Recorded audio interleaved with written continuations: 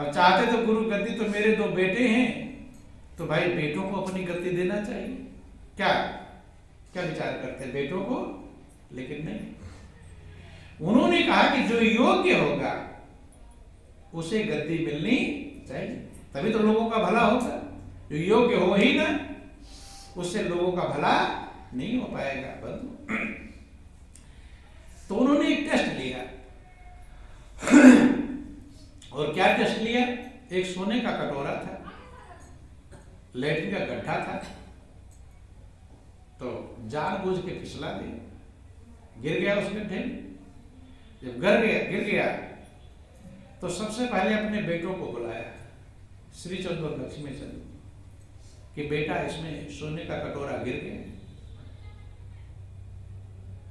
फिर पिताजी सोने कटोरे क्या चिंता करते हैं, अपने तो ऐसे शिष्य हैं, एक बार कहेगा तो न जाने कितने कटोरे आ जाए हैं। जाओ मैं ले आओ सोने का कटोरा, उससे और अच्छा किसी से राजा महाराजा शिष्य हैं, किसी के पास चले जाए। तुमने कहा रहने दो, कोई बात नहीं। अब बाला और मर्दाना जो परम प्रिय शिष्य थे, गवैये थे, कलाकार थे, तो रामायण में लिखा गया कि कोई गुण अगर आपके अंदर आवे और आपको अहंकार ना आवे, ये बहुत कठिन है, ये आसान काम नहीं। रामायण लिख दिया कि नहीं को वस जन्मा जग माही, और प्रभुता पाई जाहि मद नाही। कोई गुण आपके अंदर आ जाए, गुण साथ में मद लाता है। क्या लाता है? मद, अहंकार लाता है, और वही आपको दूर कर देता है। इसलिए गुण आवे और अहंकार ना आवे, ये बहुत कठिन है। तो बाला मर्दाना अच्छे गवैये थे, गायक कलाकार थे, भक्त भी थे, प्रिय शिष्य थे। तो लोगों में नाम था कि बाला मर्दाना बहुत बड़े परम प्रिय शिष्य हैं। और कभी जिसका ज्यादा नाम रहता है वो ज्यादा गिरता है। क्या हो जाता है? ज्यादा मशहूर रहता है ना, उसको लगता है मैं तो बड़का भक्त हूं, तो वो ज्यादा ठोकरे खाता है। बोलिए प्रेम से गुरुदेव महाराज की।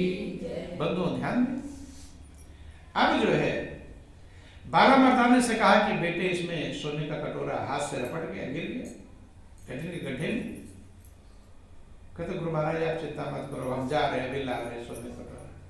वो भी कहीं किसी के पास जाते बतलाते, उन्होंने कहा, मना कर दिया उनको, बाला मर्दाना को मना कर दिया। फिर उनके दरबार में एक लैना था, लैना नाम का था, जो रसोई का काम करता था। दरबार में खाना पीना बनाना, बर्तन मांजना, झाड़ू लगाना, इसका काम करता था। तो उन्होंने उससे बुलाया कि बेटा इसमें सोने का कटोरा गिर गया। उन्होंने कहा गुरु महाराज जी अभी निकालता हूं। 2-4 बाल्टी पानी भरवा के रखवा लिया, साबुन भाबुन रखवा लिया, 1-2 लोगों को खड़ा कर लिया और डुबकी लगाया। उस गड्ढे में से सोने का कटोरा निकाल करके रगड़ रगड़ के माजा साफ किया, और साफ करके आग पर तपाया, कि तपाने से कंचन बन जाता। तपा करके 2 फूल रखकर उस कटोरे में लाकर गुरु महाराज जी के चरणों में अर्पण कर दिया। जब अर्पण कर दिया तब गुरु नानक समझ गए कि कौन योग्य है। और समझते तो वैसे ही थे, लेकिन लोगों के लिए समझ गए। किसके लिए? लोगों के लिए, लोग समझ जाए। इसलिए उन्होंने उसी लहना को, उन्होंने कहा तेरा नाम है लहना और मेरा नाम है दैना। दैना मतलब लेने वाला तू है और मैं देने वाला हूं। सारी रूहानी पावर उन्होंने ट्रांसफर कर दिया किसको? लहना को। सही जो गद्दी होती है, गुरु की जो पावर है, वो गद्दी नहीं है सीट है, कुर्सी मेज अलमारी पैसे रुपये नहीं, गद्दी होती है उसकी रूहानी पावर। तो रूहानी पावर बख्श दिया किसको? लहना को। और वही लहना सिखों के दूसरे गुरु हुए, गुरु अंगद देव। क्या नाम हुआ उनका? गुरु अंगद देव के नाम से। पहले गुरु नानक हैं और दूसरे गुरु वही रसोईया। गौर कर लेना वो कहां पहुंच गया, तो गुरु की पदवी को प्राप्त कर लिया। किससे? सेवा के भाव। कैसे प्राप्त किया? सेवा के भाव, हृदय का भाव। लड़के उनके लड़ने लगे दोनों। श्री चंद्र लक्ष्मी, मैं तो आपका बेटा हूं, आपने हमें पैदा किया है, हमें गुरुगद्दी हमें मिलनी चाहिए विरासत में। उन्होंने कहा नहीं, ये दुनियादारी गद्दी नहीं है, नहीं समझ में, ये हृदय की गद्दी है, ये उसे मिलती है जिसका दिल महान बनता है। बाला मर्दाना भी कहने लगे, लोग भी कहने लगे कि ये तो बाला मर्दाना तो बड़ी हो कि लहना क्या जाने, नहीं समझ में। लोग क्या कहने लगे, ये तो कुछ नहीं जानता, खाली खाना बनाना जानता है। गुरु नानक ने यही सब कुछ जानता है। क्या कहा कि यही सब कुछ जानता है, बंधु जानता है। तो इसलिए महापुरुष कहते कि सेवा है अनमोल रतन धन, कर दे किस्मत वाले ने, और जिसनो सतगुरु सेवा बख्शन सो जन भागा वाले। सदगुरु ढूंढ ढूंढ कर सेवा बख्शते हैं। क्या करते हैं? सेवा प्रदान करते हैं कि कौन सी सेवा तुम्हारा कल्याण कर देगी। ढूंढते हैं, एकदम सबको ढूंढना चाहिए मैं क्या क्या सेवा करूं, लेकिन सदगुरु खुद नहीं जीव समझ पाता, सदगुरु सेवा प्रदान करते हैं बंधु। लेकिन सेवा का लाभ कोई बिरला भाग्यशाली उठा पाता है। कुछ लोग सेवा ढूंढते हैं और कुछ लोग सेवा से कतराते भी हैं। क्या करते हैं? कतराते हैं, दाएं बाएं हैं। कुछ लोग अपनी होशियारी लगाते हैं सेवा करने में, और कुछ लोग होशियारी लगाते हैं सेवा से, किसमें? सेवा से बचने भी होशियारी दोनों है, दोनों के पास होशियारी है। कुछ लोग होशियारी लगाते सेवा कैसे मैं करूं, और कुछ लोग होशियारी का प्रयोग करते सेवा से कैसे बचूं। तो ध्यान देना। आप लोग हनुमान जी की कहानी सुनते हैं, बोलो वृंदावन बिहारी लाल की। हनुमान जी कितने बंदर भालू थे राम की सेना में, लेकिन हनुमान जैसा प्रिय कोई नहीं बन पाया। क्योंकि हनुमान की महानता सेवा में है। किसमें है? सेवा। बंधु, हनुमान ने अपने मान का हनन कर दिया। मान नहीं, जिसने अपने मान का हनन कर दे उसी को कहते हैं हनुमान। आप लोग सुनते हैं, कथाओं में भी सुनते रहते हैं कि हनुमान सत्संग में सबसे पहले आते थे और सबसे बाद में जाते थे। लेकिन अपने दिल से पूछो क्या विचार आता है मन में? कभी किसी दिन जल्दी आ गए तो लगता है आज गड़बड़ कर दी हमने, नहीं समझ में। बोलो वृंदावन बिहारी लाल की। ध्यान देना। उमापति महादेव की। तो जिक्र आता है हनुमान जी का, सेवा की कितनी बड़ी कीमत है हनुमान जी जानते हैं बंधु। इसलिए हनुमान प्रिय हुए। जिक्र आता है कि जब भगवान राम आ गए लंका पर विजय प्राप्त करके अयोध्या, तो हनुमान भी वहां रुक गए और बंदर भालुओं को उन्होंने विदा कर दिया। हनुमान रुक गए। जब रुक गए तो हर सेवा में हनुमान खड़े हैं। नहलाना है तो हनुमान नहला रहे, खड़ाऊ पहनाना हनुमान, तौलिया लेकर आना हनुमान, हर काम में हनुमान है। और किसी को सेवा का मौका ही नहीं मिलता है। अब लक्ष्मण भरत शत्रुघ्न सीता जब तक वो इंतजार करे तब तक हनुमान पहले ही तैयार है। तौलिया लेकर आना है तब तक वो लेकर खड़े हैं, खड़ाऊ लेकर खड़े हैं। जो जो सेवा है खड़े ही हैं हनुमान। अब ये लोग सोचे कि सारी हनुमान लूट ले रहा है सब कुछ कीमत, नहीं समझ में। हम लोग तो घर के हैं। ध्यान देना, वही फिर मेरा पराया कि हम लोग तो घर के हैं और हनुमान जंगल का, और हनुमान सारी सेवा लूट ले रहा है, मेवा पा रहा है और हम लोग मेवा से वंचित राजा ने। तो सबने मीटिंग किया, लक्ष्मण भरत शत्रुघ्न सीता ने, कि ऐसा करो सेवा बांट लो सब। क्या कर लो? कुछ सेवा बचे ही नहीं तो हनुमान करेगा क्या? अब सबकी सेवा बट गई। कोई चरण दबाने की सेवा ले लिया, कोई तौलिया लाने, कोई नहलाने, कोई जो जो सेवाएं थी सबने बांट लिया। कोई खड़ाऊ लेकर खड़ा रहा, कोई कुछ, सबकी सेवा अलग बट गई। अब जहां भी हनुमान जाते सेवा करने तो दूसरा कहता हनुमान ये तो सेवा मेरे हिस्से में है।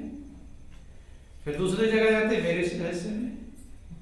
आज हनुमान को कोई सेवा, रात को जब भगवान राम विश्राम करने गए तो हनुमान चरण सेवा करने गए, तो सीता कही हनुमान ये तो मेरी सेवा है, चरण की सेवा मेरी। हनुमान क्या करे बंधु, सेवक सेवा भाव बिन भव न तरे उर गाय। भव सागर अगर पार होना है तो सेवक सेव्य भाव हमारे अंदर होना चाहिए कि मैं सेवक हूं और प्रभु हमारे स्वामी हैं। कि सेवक सेव्य भाव बिन भव न तरे उर गाय। गाय गुण गण विमल जस अस सिद्धांत विचार। हमारे अंदर अगर ऐसा भाव नहीं आया कि हम सेवक हैं, ऐसा भाव नहीं आया, सेवक से भाव नहीं आया, तो हम भवसागर पार नहीं हो पाए। हनुमान के अंदर ये भाव था। हनुमान ने विचार किया अब मैं क्या सेवा करूं, तो एक सेवा उन्होंने विचार, क्योंकि सेवा करने वाले को सेवा की कमी नहीं होती और ना करने वाले को कमी है ही, बस भाव की बात है। तो हनुमान ने विचार किया कि एक सेवा किसी ने नहीं लिया। कौन सी सेवा? जब भगवान राम को जमाई आती है तो चुटकी बजाने वाली सेवा, ये सेवा हिस्सा में बटा नहीं। क्या है? तो जमाई आती है तो चुटकी बजाने वाली सेवा किसी ने नहीं ली। कहे मैं तो चुटकी बजाऊं। अब कोई बटा ही, ये सेवा बटी ही नहीं थी, किसी के हिस्से में नहीं थी। अब ठीक है, सबने कहा भाई ये सेवा नहीं बटी, अब ले लो तुम ये सेवा। अब भगवान को कब जमाई आएगी और उसी समय चुटकी बजाना है, तो इसलिए हरदम साथ में हनुमान खड़े हैं। कहां पर? खाना खा रहे हैं तो कौन है? हनुमान। नहा रहे हैं, चलो नहलाओ कोई भी, लेकिन वो सेवा तो उनकी हरदम है। कब जमाई आएगा? जमाई का कोई टाइम फिक्स तो नहीं, सवेरे आएगा, शाम में, दोपहर आएगा, रात में आएगी। अब रात में जब चले गए, सीता चरण दबा रही है, हनुमान वही खड़े, हनुमान जाओ विश्राम करो। कि जमाई नींद में भी आ सकती है, नहीं सुनी। अब और झंझट हो गया, अब सीता चरण दबाओ, कैसे सुनी? तो सीता ने कहा दिया जाओ अब आराम करो। तो हनुमान ने सोचा अब क्या करूं, तो लगातार चुटकी बजाने लगे। लगातार का मतलब कभी बंद ही ना हो, कभी आ जाए तो रेडी तैयार है, नहीं समझ? बोलो वृंदावन बिहारी लाल की। तो हनुमान की चुटकी का मतलब समझ लेना कि मृत्यु कभी भी आ सकती है, इसलिए लगातार सुमिरन करो। कहते नहीं मरते समय प्रभु का नाम आ जाएगा तो उद्धार हो जाएगा। अब कब मौत का समय आ जाए कुछ भरोसा, सवेरे आएगी कि दोपहर आएगी कि शाम आएगी कि आधी रात को आएगी, कि बस में बैठे आएगी कि सड़क पर आएगी कि खेत में खलिहान में, कुछ भरोसा तो नहीं है। ठीक है, इसलिए निरंतर सुमिरन करो। क्या करो? कभी मौत आ जाए फिर सोचने की जरूरत। यह हनुमान की चुटकी का आध्यात्मिक पक्ष है। कौन सा पक्ष है? आध्यात्मिक पक्ष, कि कभी जमाई आ जाएगी, इसलिए हमेशा चुटकी बजाओ। मृत्यु आपकी कभी भी आ जाएगी, इसलिए निरंतर सुमिरन। इसलिए सब महापुरुषों ने, इसलिए हनुमान जी भी निरंतर सुमिरन करते हैं कि नासै रोग हरे सब पीरा और जपत निरंतर हनुमत बीरा। अब सोचने की जरूरत ही नहीं मौत कब आएगी, न मौत का इंतजार करना है, न मौत का सोचना है कि आवे तो हम भगवान का नाम लें। ये जरूरत ही हरदम सुमिरन कर। तो हरदम जो चुटकी बजा रहे हैं, अब वो झंझट खत्म हो गया, ऊपर जाकर बैठ गए, चुटकी बजा रहे हैं। अब जो चुटकी बजा रहे हैं तो अर्थात जब आप सुमिरन करते हैं तो प्रभु का ध्यान आपकी तरफ रहता है। ध्यान देना, तार जोड़ने का यह तरीका है, हमारे और प्रभु का तार जुड़ा रहे, सुमिरन से जुड़ता है। कि जो मुझी में भाव रखकर मेरी लेता है शरण, उसके और मेरे हृदय का एक रहता तार है। भक्त के और भगवान के हृदय का तार एक रहता है, ये सुमिरन का तार जुड़ा होता है। इसलिए जब भी आप सुमिरन करते हैं बंधुओं, तो परमात्मा की कृपा आपकी तरफ होने लगती है। इसीलिए सुमिरन करते ही शांति मिलती है। संतुष्टि मिलती है कि सुमिरन से सुख उपजे और सुमिरन से दुख जाए। कहीं कबीर सुमिरन से साईं माए समाए। तो इसलिए जब हनुमान लगातार चुटकी बजा रहे हैं तो भगवान को नींद आएगी। लोगों ने बहुत प्रयास कर लिया, कोई पंखा चल रहा है, कोई चरण दबा रहा है, कोई कुछ कर रहा है, कोई कुछ कर रहा है, लेकिन राम को नींद नहीं। क्यों? भक्त का तार उधर जुड़ा हुआ है तो भगवान सजग रहते हैं, ध्यान रहता है बंधु। अब नींद नहीं आ रही है तो ये भी झंझट है। अब इतने लोग हैं, नींद नहीं आ रही। वैद्य को बुलाया गया। किसको बुलाया गया? वैद्य को। कुछ तबीयत में दिक्कत है, वैद्य ने भी अपना इलाज दवा जो भी था दे दिया, लेकिन फिर भी निद्रा नहीं। तब जब निद्रा नहीं आई, लोगों ने पूछा कि प्रभु आपकी निद्रा वैद्य से भी नहीं आ रही, चरण दबाने से, पंखा झलने, सारी व्यवस्था कर लिया। तब उन्होंने कहा कि हनुमान कहाँ है? कौन कहाँ है? हनुमान। अब हनुमान से तो खटपट हुई थी लोगों से, नहीं समझ में। अब हनुमान को बुलाया गया। जब हनुमान आते हैं और जब उन्होंने, चुटकी तो बज ही रही थी, बंद होना नहीं था, तो भगवान को निद्रा आ गई। कहने का अभिप्राय यह है कि हमारा मन निरंतर प्रभु के नाम में रत रहना चाहिए। यही भगवान कृष्ण अर्जुन समझाया, अर्जुन तस्मात् सर्वेश कालेश माम अनुस्मरति च मया अर्पित मनो बुद्धि माम विश्वस्य। हे अर्जुन, तो निरंतर मेरा स्मरण भी करता रहा और युद्ध भी करता रहा। कब मृत्यु आ जाए इसकी चिंता फिर नहीं। निरंतर तार जुड़ा हुआ है बंधु। इसलिए ये सबसे बड़ा साधन है निरंतर स्मरण का। जिसने इसका अभ्यास कर लिया, सबने, भगवान शंकर भी निरंतर स्मरण करते हैं। रामायण में लिखा गया कि संतत जपत शंभुय विनाशी और शिव भगवान ज्ञान गुण राशि। संतत में निरंतर, जो शिव भगवान ज्ञान और गुणों की राशि हैं, वे भी निरंतर स्मरण करते। गुरु नानक का वर्णन आया कि उठत बैठत सोवत जागत नाम और कह नानक सद गए तिनके सब काम। उठते बैठते सोते जागते निरंतर नाम का स्मरण करना चाहिए। कबीर तो यहां तक कहते हैं कि जगने वाले से सोने वाला अच्छा है, कि जागन ते सोवन भला जो कोई जाने सोए, अंतर लो लागी रहे सहजो सुमिरन हो। जगने वाले सोने वाला अच्छा है, वो जग करके प्रभु के नाम का सुमिरन नहीं कर पा रहा है और वो सोकर कर रहा है, तो सोने वाला ज्यादा अच्छा है। सोते भी प्राण निकल जाता है। बहुत लोग कहते हैं ना मरते समय भगवान का नाम लेना चाहिए, और सोते समय कौन सा नाम लेगा। लेकिन कहते हैं कि सोते वाला भी जागते सोन भला जो कोई जाने सोए। जागने से सोना अच्छा है अगर सोना कोई जानता हो। कि सोवन में जागन करे साधन में लौलाए, सुरति डोर लागी रहे तार टूट नहीं जाए।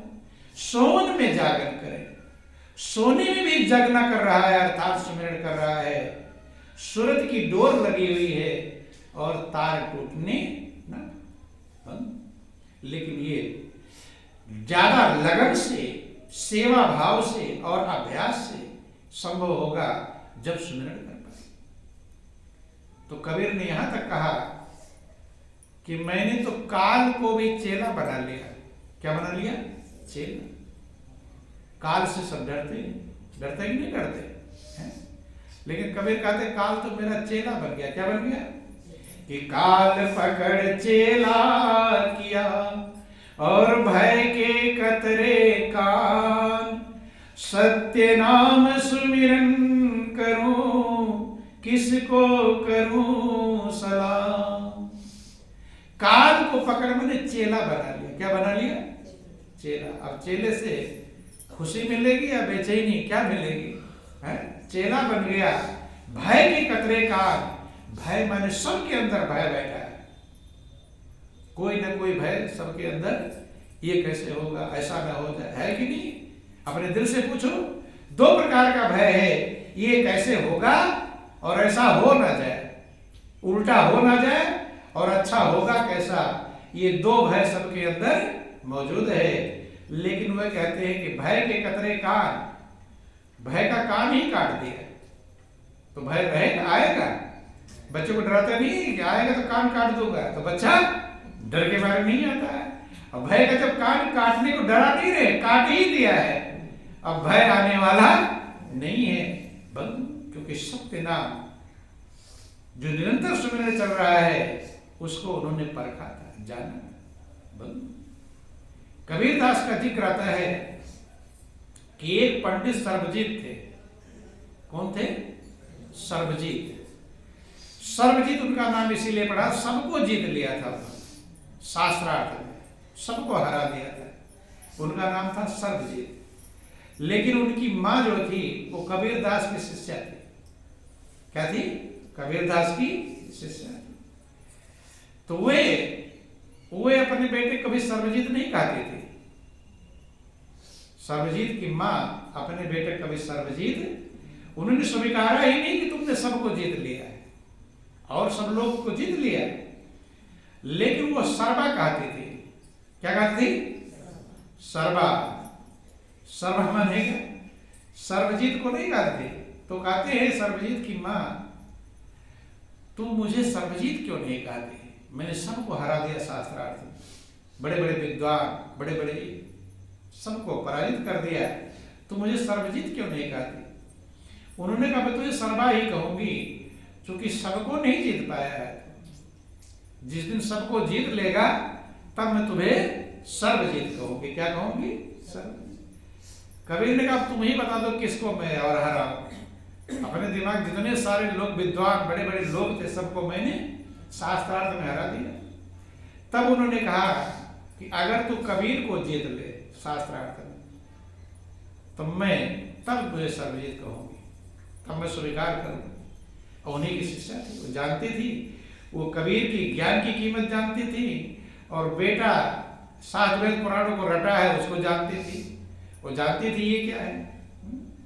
चूंकि कितना भी सात पुराण वेदों को रट ले, लेकिन अनुभव और रटने में अंतर है। रोटी रोटी रट ले, रोटी खा ले, दोनों में अंतर रहेगा। एक रोटी रोटी रटते भूख से व्याकुल रहेगा, वह रोटी खा लेगा भूख मिट जाएगी। बंधु, अब सारे शास्त्रों वेदों पुराणों को लाद लिया बैल पर। किसने? पंडित सर्वजीत ने बैल पर लाद लिया।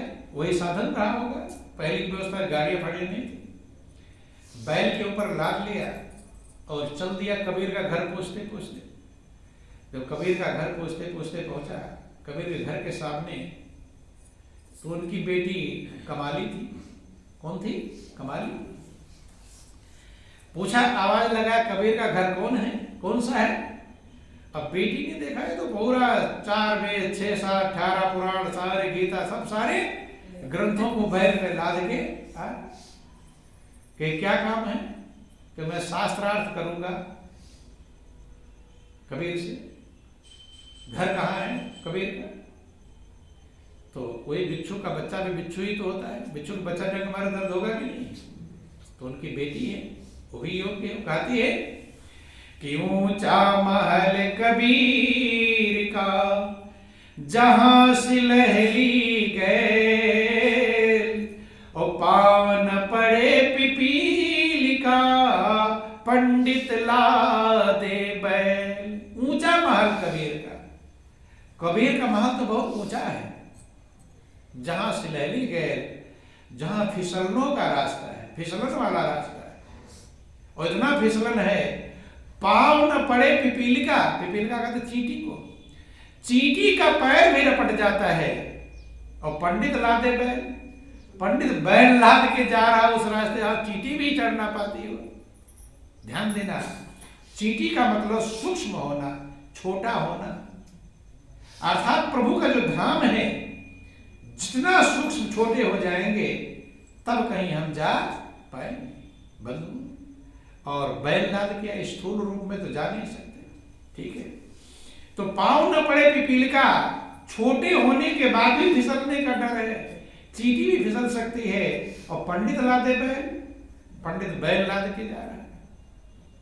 अभी जैसे उसने कहा इतने में कबीर आ ही गए कि बेटी क्या बात है, कि आप पंडित जी आए आप शास्त्रार्थ करने के लिए। तो उन्होंने कहा बताइए।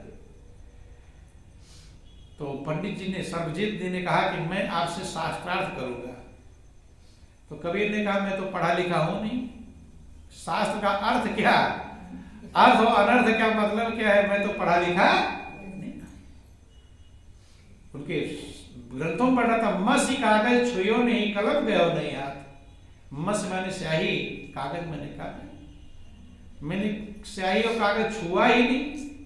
पढ़ना तो जो पढ़ेगा कोई स्याही कागज छुएगा तभी तो। और कलम गयो नहीं हाथ, कलम हाथ से पकड़ा नहीं। इससे पता चलता है कबीर अनपढ़ थे बंधु।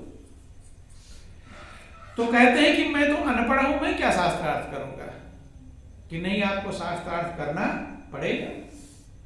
कि शास्त्र में पढ़ ही नहीं सकता, शास्त्रार्थ क्या करूंगा। शास्त्रार्थ तो वही कर सकता है जो पढ़ा लिखा हो, पढ़े और उसका अर्थ बतावे। तो मैं ना पढ़ूं। तो उन्होंने कहा अगर नहीं कर सकते तो हार मानो। क्या मानो? हार। भाई हराना ही था, ही हार स्वीकार करो। तो कहते मैं तो हारा हूं ही, हारा हूं ही। हार स्वीकार करने में क्या है, मैं तो हारा हूं। महापुरुष कहते हैं प्रभु के भक्त को हारा ही अच्छा होता है, जीतना नहीं। कि हरिजन तो हारा भला और जीतन दे संसार। हारा तो हरि से मिले और जीता जम के द्वार। कहते हैं हरिजन जो प्रभु का जन है, प्रभु का भक्त है, वो हारा ही अच्छा है। जो हार जाएगा तभी तो प्रभु की तरफ जाएगा, और जीता रहेगा फिर अहंकार रहेगा और प्रभु की तरफ जाएगा भी। तो दुनिया में लोग हारना चाहते, जीतना सब जीतना चाहते हैं, लेकिन भगवान के भक्त को हारना अच्छा लगता है। क्या लगता है कि हरिजन तो हारा भला, जो प्रभु का भक्त है हारा ही अच्छा है। जीतन दे संसार, सारे संसार को जीत जाने दे। कि हारा तो हर से मिले, जो हार गया वो किससे मिलेगा? हर से, प्रभु से मिलेगा। और जीता जम के द्वार, जीता तो अहंकार आएगा, जमराज ले जाएंगे। फिर अहंकारी कौन ले जाता है? ध्यान देना, एक दयाल है, एक काल है। अहंकारी को काल ले जाता है और प्रभु के भक्त को दयाल ले जाते हैं। तो बंधु, तो उन्होंने कहा हार स्वीकार करो, कि मैं हारा हूं ही। तो उन्होंने कहा ऐसा नहीं, लिख कर दो। क्या कर दो?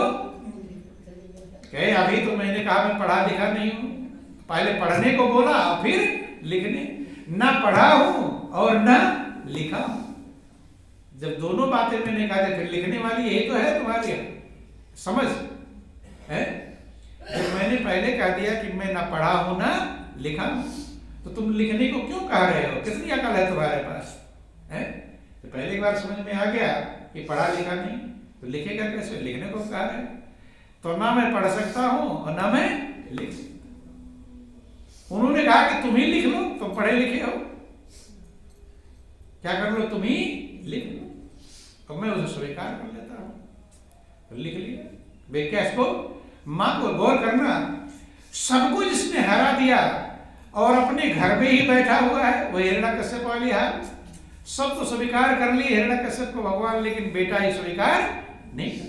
ऐसे पंडित सर्वजीत का था, सबको जीत लिया, लेकिन मां ही घर पे बैठी है जो उनको जीतना मानती नहीं। तो उन्हीं को दिखाना है।